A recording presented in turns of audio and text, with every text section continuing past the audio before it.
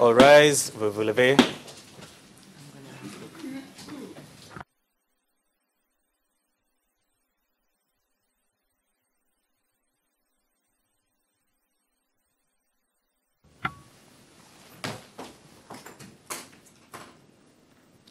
Please be seated. Vous vous asseoir.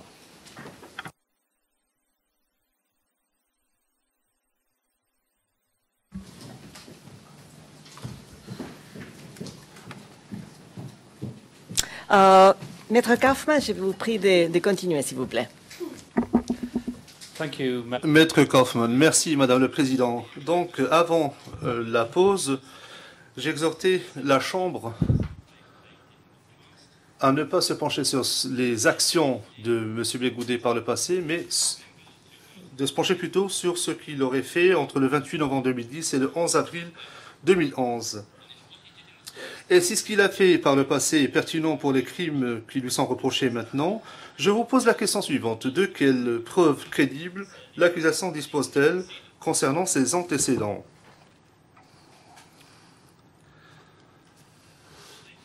Eh bien, à mon avis, il ne dispose que de rapports fondés sur des oui-dire préparés par des ONG partiales, de coupures de presse et bien entendu d'évaluation de services de renseignement de quelques membres du Conseil de sécurité des Nations Unies qui ont un parti pris et qui ont réussi à obtenir des sanctions contre M. Blé-Goudet en 2006.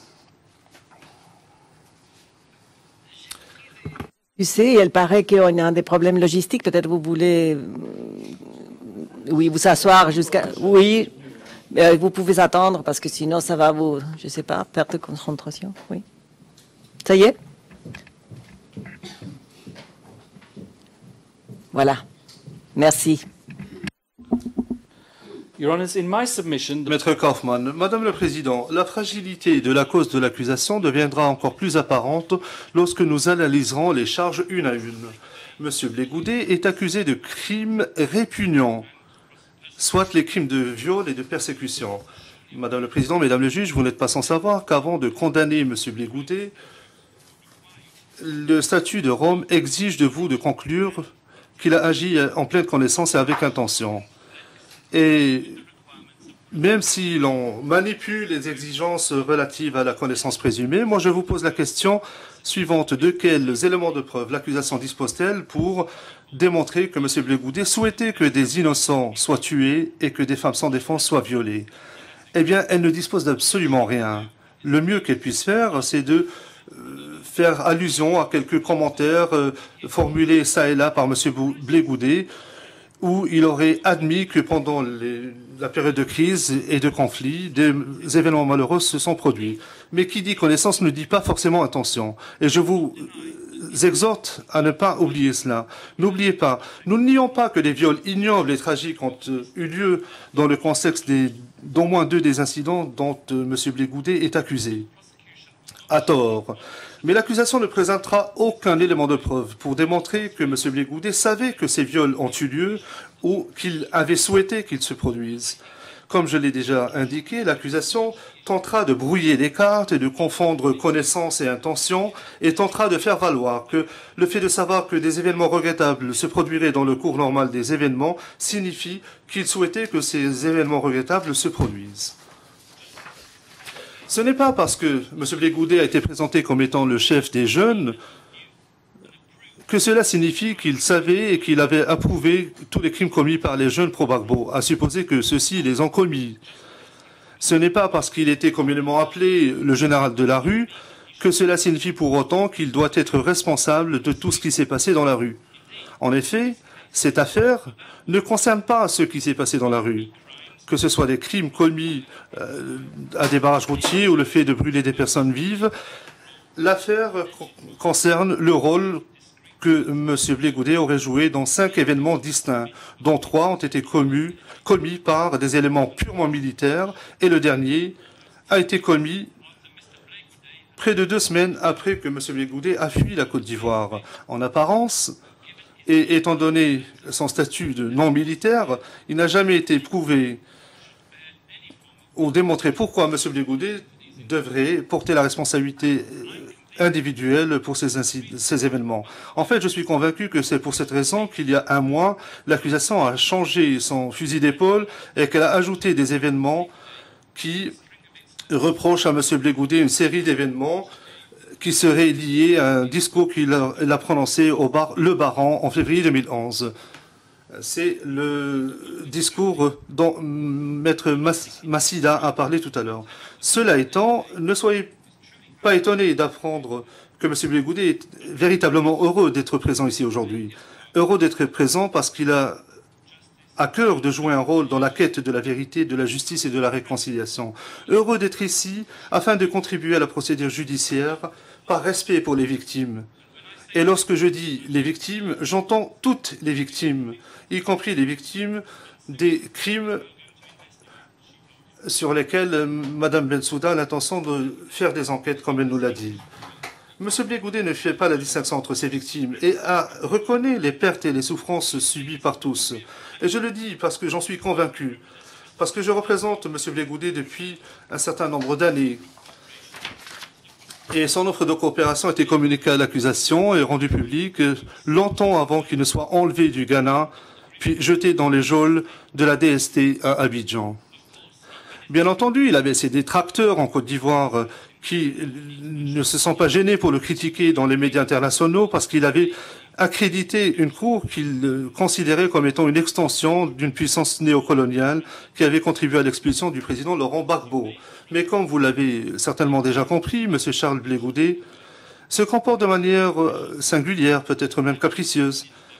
Il n'a jamais laissé les autres brouiller son jugement. Tout ce que M. Blé-Goudet demande à cette auguste chambre préliminaire est qu'elle adopte une approche très critique face aux éléments de preuve qui seront présentés et qu'elle ne suppose pas que les conclusions auxquelles elle est parvenue dans l'affaire Gbagbo doivent être forcément appliquées et de la même façon en l'espèce. Prenons à titre d'exemple la conclusion selon laquelle le président Laurent Gbagbo était à la tête d'un complot criminel que l'on a qualifié d'entourage immédiat, qui comprenait sa femme, Simone, M. Blé-Goudet, et d'autres criminels présumés non identifiés. Nous contesterons vigoureusement l'existence d'un tel entourage immédiat. Nous prouverons qu'il n'a jamais existé pour la simple raison que le président, son épouse, Mme Simone et M. Blé-Goudet ne se sont jamais retrouvés ensemble dans le même endroit à quelque occasion que ce soit lorsqu'il a fallu prendre une décision politique. Et l'accusation le sait comment nous allons le démontrer. D'ailleurs, l'accusation a saisi le registre des visiteurs où sont indiqués les allées et venues à la résidence présidentielle et savent exactement à quel moment M. Blé-Goudet s'y est trouvé et qui il visitait. Laurent Gbagbo était le chef d'État. The buck stopped at him. Et la responsabilité s'arrête avec lui. Et l'accusation a fait valoir, et la Chambre préliminaire a conclu qu'il avait la responsabilité ultime pour toutes les forces et structures placées sous son commandement et son contrôle.